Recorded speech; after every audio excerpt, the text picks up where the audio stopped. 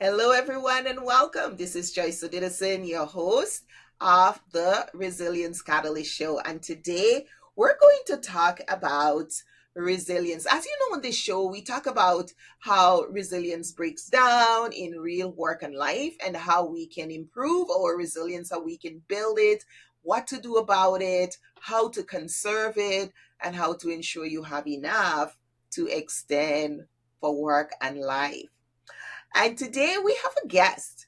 We're actually working with leaders and individuals in the field, in the workplace arena, who are seeing things that hasn't been addressed and saying, you know what? I think we need to do this. I think this area of work and life needs to be addressed, or this area in the workplace needs to be addressed. It's taken away from our resilience. And today we have a guest with us. One I'm actually very fond of in terms of what he's talking about. Jonathan Villaire is what he called himself the founder of the Accountability Project. And he is passionate about human resources. Would you believe it? So, how many of you have a job? How many of you have the HR conversation? Or you get sent to HR, or you cringe when you hear that HR word call. Well, today Jonathan is going to give us some insight into his HR accountability strategy, this project, what led him into it, and what are some of the things he's seen on the ground. So, if you're a leader, if you're leading teams, if you're working with an HR department, whether you bring it in outside, if you have a small business, or you're a big enterprise and you have an entire HR department, or you're the executive and leading your HR department, let us listen to some of the wisdom that Jonathan is going to share with us today. Jonathan, welcome. Thank you so much for having me, Joyce. It's a pleasure to be here. It is. So tell us a little bit about yourself. What drove you? What got you into doing this work? And why you call it the HR Accountability Project? Because that makes us all curious.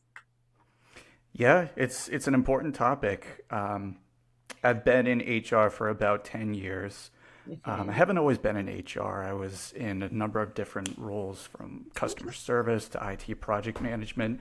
But I Hmm. had some experiences earlier on in my career that got me exposed to HR and not really in the best way. So that got me curious about, okay, maybe that's a career path for me. So I started doing a bit of consulting. Hmm. And then I got into HR in an in-house corporate setting. And Hmm. that really gave me some exposure to how HR operates, both from an internal standpoint, in terms of systems, processes, and also from an external standpoint, consulting with HR departments to help them understand where they might have gaps in those processes. Hmm.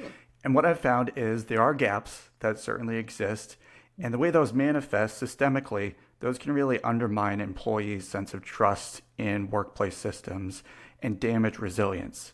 Hmm. It's a fundamental aspect of the workplace experience that you have trust in the systems to Hmm. treat you fairly, treat you ethically, Hmm. and we're seeing that doesn't really happen. One example that I could point to is kind of an embarrassment for the HR profession, the SHRM lawsuit and the verdict that happened back in December of last year, where Hmm. one of their employees actually sued them for discrimination and retaliation and wrongful termination. And SHRM really fought the lawsuit, and unfortunately, they lost. Yeah. So, what happened in that lawsuit was HR didn't follow proper protocol and their procedures, and it wound up really negatively affecting this employee to such an extent that one, she lost her job, but it just led to years of litigation and stress and impacted not only her, but the organization broadly in Yeah. terms of its Reputation. reputation as Hmm. being the leading authority, the world's biggest HR professional association. Hmm. So that got me thinking, you know, how can I help HR really build itself up as a credible profession again? That Sherm verdict was a pretty big black mark on our profession. Employees don't really trust HR. You hear that narrative all the time on social media about don't trust HR, HR is not your friend. And unfortunately, that's kind of based on lived experience. People are saying what they're seeing, and they're telling each other what it's like to work in the modern workplace. And Mm-hmm. while it might not be, or certainly wouldn't be true for every HR professional, there's Absolutely. enough of a systemic issue that it needs to be addressed and discussed. And that's what I'm doing with the HR Accountability Project. It's examining professional licensure as a pathway to restore trust in HR. Mm-hmm. You think of other professions like doctors, nurses, teachers. These are professions that really have a profound impact on people's well being, on the public interest. Those professions have been licensed for a reason because there need to be minimum standards for competence and ethical behavior. And my argument is why not HR? One, there needs to be a standard for ethical professional behavior, but two, I think it really protects HR. Certain professions have whistleblower protections or mandatory reporting protections that allow them to act ethically when they understand that the public is being harmed by their employer's action or inaction. Mm-hmm. So the project is looking at this systemic issue through a lens of compassionate, systemic growth in a positive direction. Mm. I hear what you're saying, and as I listen to you, a number of things come to mind.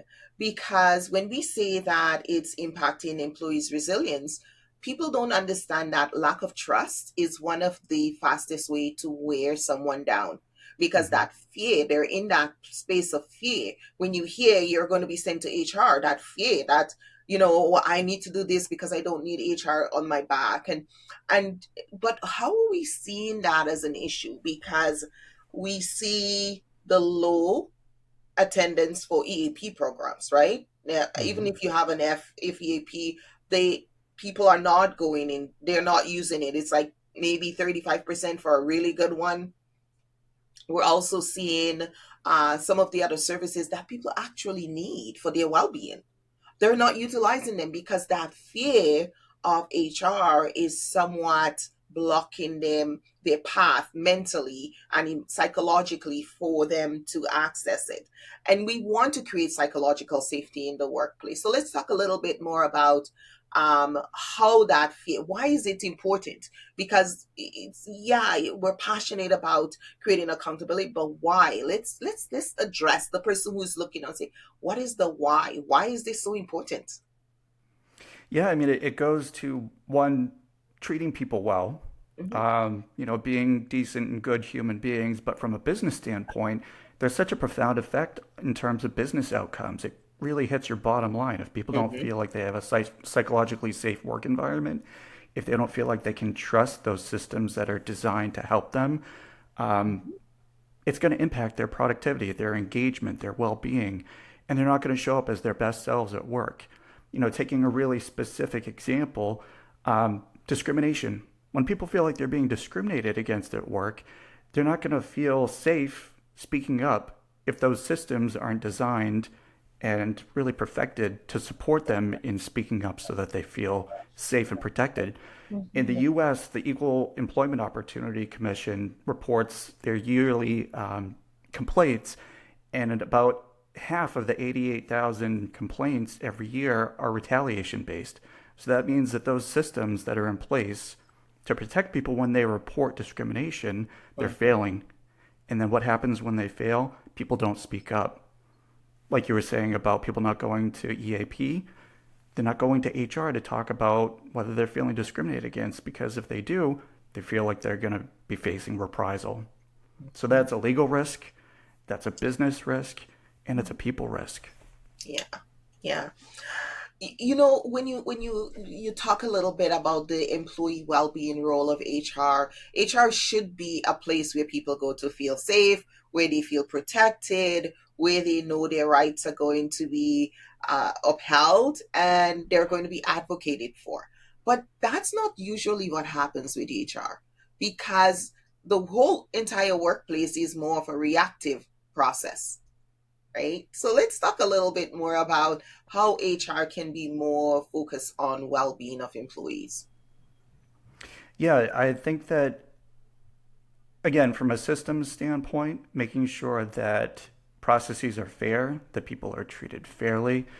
HR, they're in a difficult spot because they're sort of beholden to their employer, and they have become over time this risk management function that's looking at what the bottom line impact is to the business. And if there are issues that employees raise that are impacting the business in a negative way, and the employee is treated as the risk, Mhm. then it might not be the best outcome for the employee. Mhm. So it's really getting clear about what you're trying to solve in terms of what's the real issue and what's the downstream impact.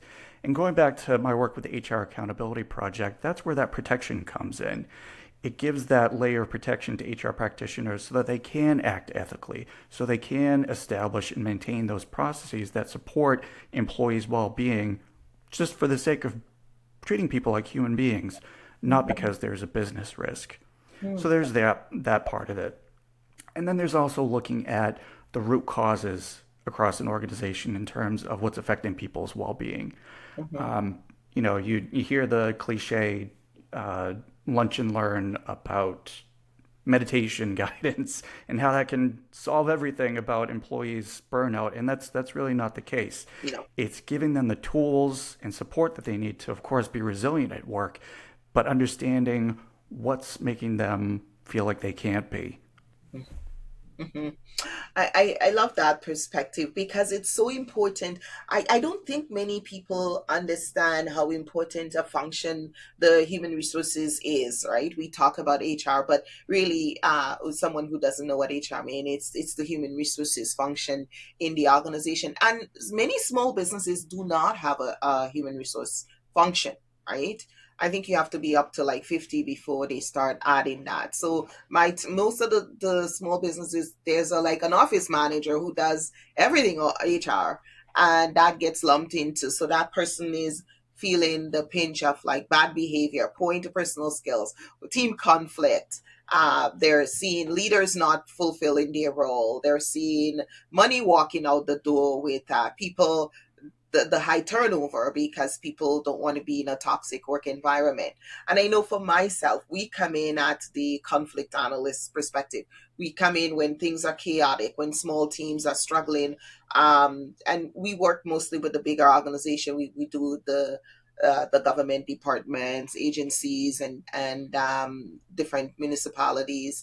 And we see that that challenge is real because people are just unhappy at work. What do you think HR function should be in those roles, in those instances, rather?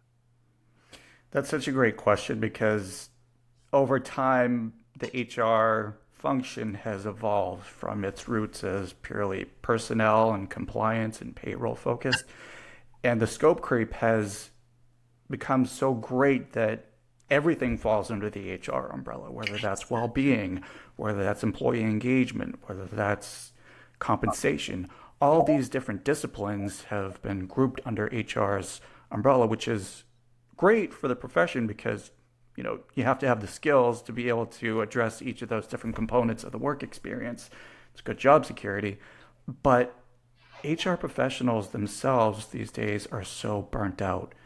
They are so burnt out. There are a number of different studies that just show that HR is, they themselves are suffering. Yes. And Mhm. it's a product of that scope creep, but it's also about just the emotional labor Yeah. of carrying out those responsibilities on a Mhm. day-to-day basis, Mhm. helping people manage conflict at work Mhm. that's impacting their well-being. So then you have to draw upon those well-being strategies, and then you Mhm. have to address discipline, and then you have to take a look at whether termination is appropriate and the Mhm. legal aspect. You have to wear so many different hats in an HR function that having not having that clear delineation of responsibilities or more specifically support from leadership, Mhm. that's just a recipe for disaster for HR functions that are asked to do everything but not given enough to do it. Very true. You are so correct.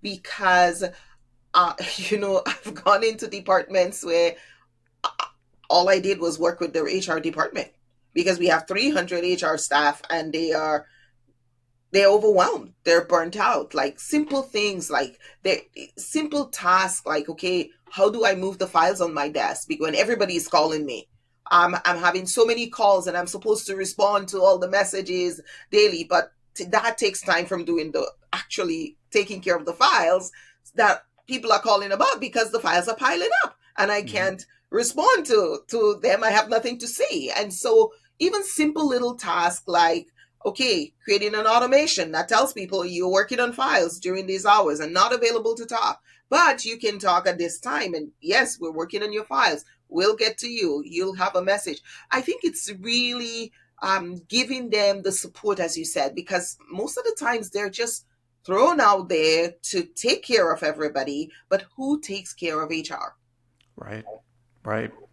It's it goes to the basics of the employee experience overall. You know, we forget HR, they're employees too, and we Yes, have to take a look at what their experience at work is and yes. giving them the tools and the support that they need to get their job done well and effectively.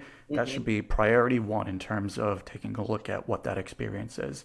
You know, I talk to leaders about formulating an employee experience strategy, and I liken it to building a house, right? Hmm. You start with a foundation, then the structure and the framing and the roofing, and then you move on to the features and amenities and the fun and nice stuff.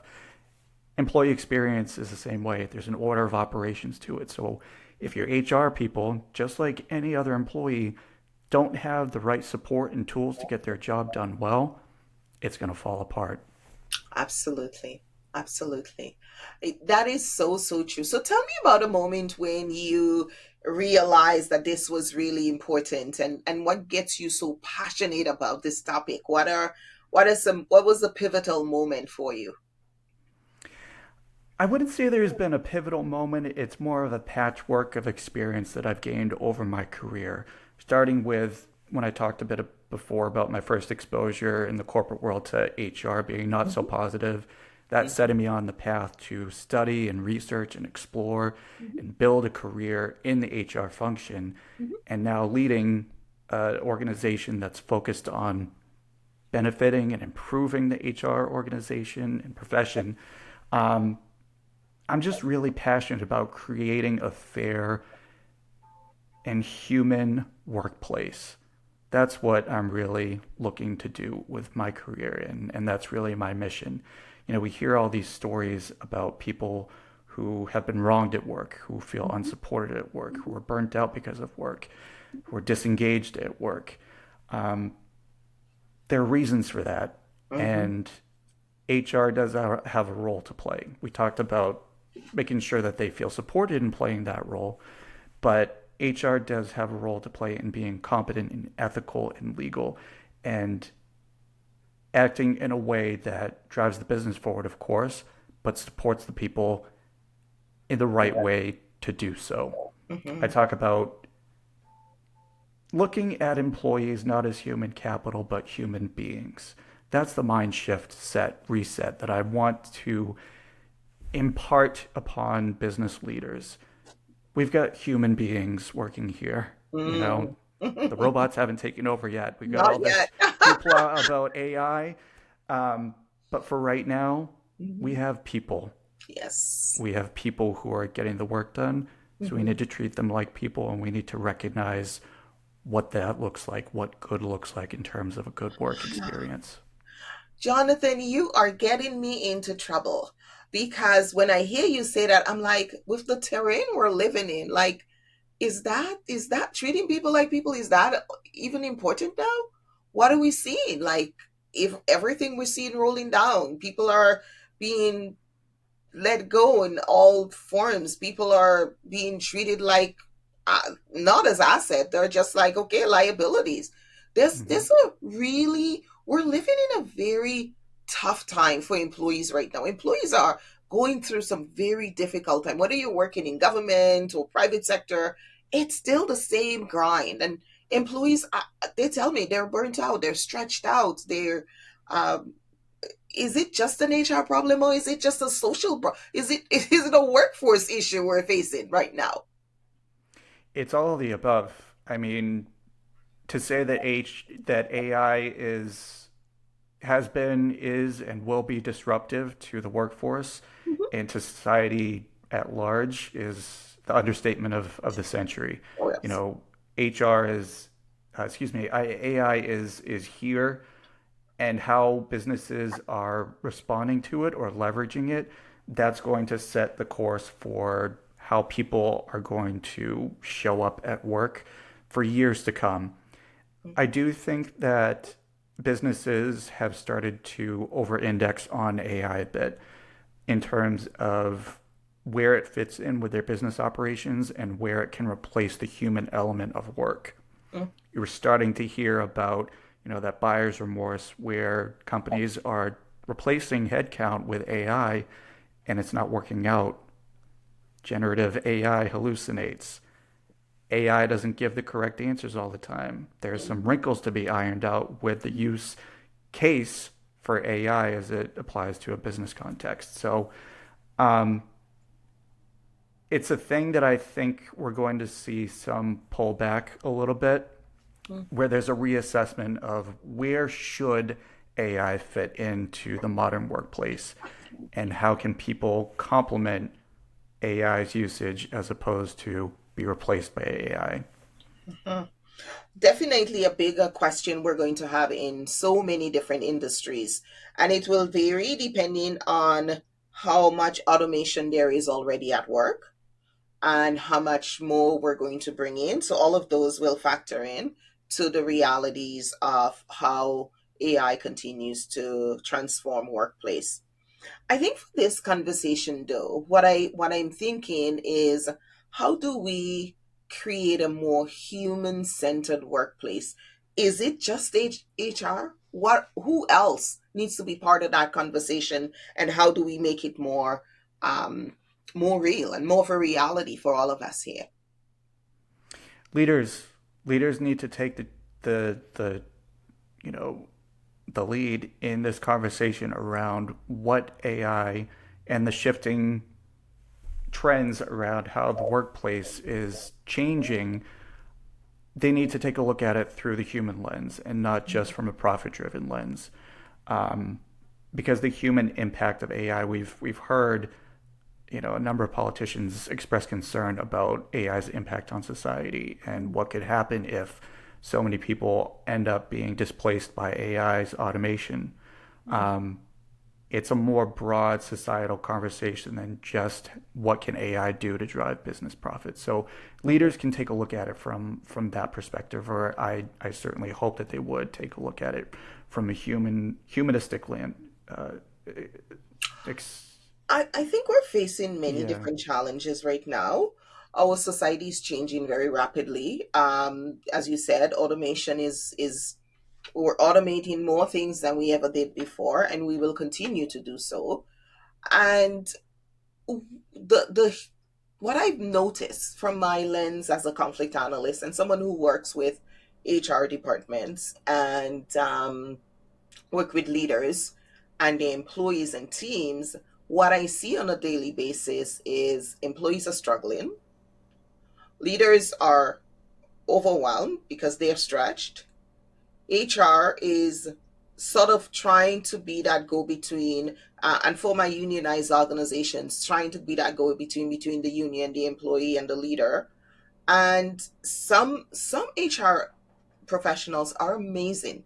They go to bat for the employees. They will advocate with their organizations, but some have to protect their jobs, right? So some will be. So they're put into a very unique position where they are somewhat advocate for the employees. The union is to some extent, and then if they're not unionized, then they only have HR, right? So if they are unionized, then the union will advocate for them. But if they are not in a unionized environment, all they have is HR. If they have one or two, they have a small HR department. In the bigger organization where you now have a HR leader who is supporting a business unit, they are supposed to be working with that leader of the business unit to deal with the people issues. I don't think our HR leaders get the opportunity to do preventative work. They are being they actually have to react to things on the fly, and they don't even get the time to pause to say, well, what's happening there? How is this similar to, are we seeing the same thing happening in this department that's happening here? Are we dealing with the same variables? They don't get time to do that because they're always reacting to what's happening.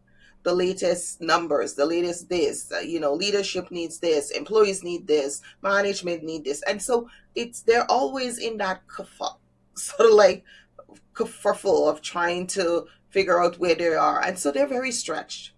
Right. And as a support for HR in the organization, when I come in as a support for them. They see me as a resource. They see me as there to make their jobs easier. Right? I can strategize and look, these are best practices that work here, and how can we support your leadership team to implement that here, and what are some of the challenges you're facing, what's unique about your workplace. So these kinds of conversations, I find, they don't get to have very often, because not all of them will get to have expertise brought in and be on site with them or be available to them for a year or 6 months or longer. So it's a very kind of challenges that we're facing. So we can't just put the same thing out there and say this will fix HR or this is an HR problem, because it's different in different sizes of organizations and different organizational structure. So overall, looking at some of the pieces in pockets, when you look at your HR accountability strategies, uh, for instance, if someone is looking at this recording and they're in the HR department, speak to them. What are some things that you could suggest for them in the various levels of HR responsibilities, given the nature of the organization, whether it's unionized, not, small, large, where they're lost? What can you say to them? How can you support them? Yeah, that's such an important question because it goes back to what we were talking about with HR being stretched thin and under resourced. So then that begs the question, what can they do? Where do they have influence? And that's what they should focus on, where they do have influence. Mm-hmm. It goes to the perpetual challenge of HR fighting for that seat at the table. So Mm-hmm. they really need to demonstrate what the business case is for anything that they're trying to pursue. Um, we were just talking about AI and the need for employees to feel supported with the disruption that AI is bringing along.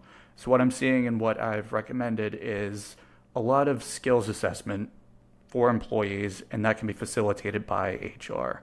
Upskilling employees in the use of AI, assessing where there are skills gaps in the use of AI or across the board.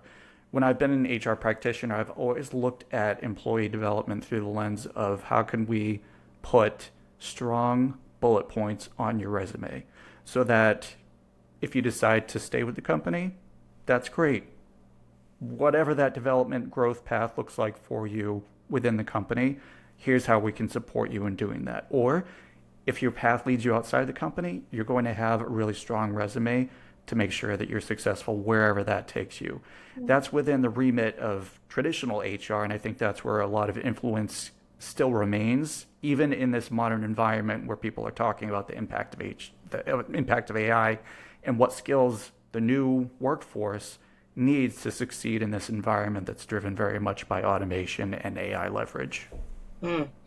That's really interesting because a lot of the work I do is helping employees to build up the resilience anchors themselves, because not every workplace is going to have the same structure, and you as an employee need to build up your resilience anchors. So one of the things we do with our resilience platform, individuals can come in, individual employees get to measure how well they're doing in the 9 dimensions, and they have their own personalized resilience index that shows them where they are in building things like trust, their belief system, their self-esteem, their courage, their ability to rise and shine and to be passionate, their purpose, their vision. All of these things are key because most of the challenges HR and leaders are facing right now is that people are coming to work broken and empty, and they have nothing to give. The cup is already empty before they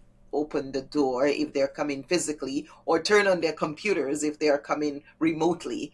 And it makes it very emotionally exhausting for leaders who have to poke and prod people to get work done, and for HR that have to deal with the consequences of that.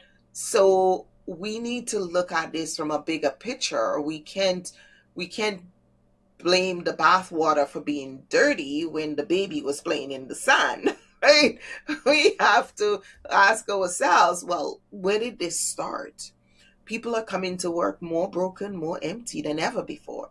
And the workplace is not what it's going to be, and it will never, ever become back what it is. So we need to face the realities that we have right now and say, this is the reality. We're bringing in broken, empty people into the workplace, and we need to find a pathway to fill them up. So, because it's like building a house on sand. If there are no resilience anchors to hold them, you can teach them all you want how to use the computer skills, but the moment that someone doesn't do what they want to do, or they cannot communicate for what their needs and interests, now we have an issue in the workplace, and those are becoming too frequent, too often, and too heavy, emotionally heavy for everyone to deal with. So the work is harder for HR. It's more toxic, it's more heavy, emotionally heavy, and we need to look at where is that coming from and what we need to do. And I love what you're doing in terms of creating more of those regulations, creating more of those opportunities for HR to be solidified,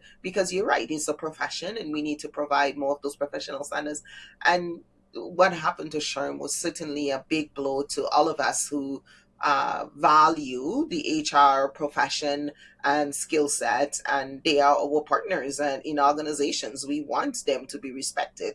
And so it is sad when those things happen, but we there is always things that we can do to move forward. So I want to thank you for being here. What is one last thing you want to say if someone is out there is thinking, what am I going to change as an HR person? What am I going to do differently? Or how do I support my HR? What is one thing you would share with them, Jonathan?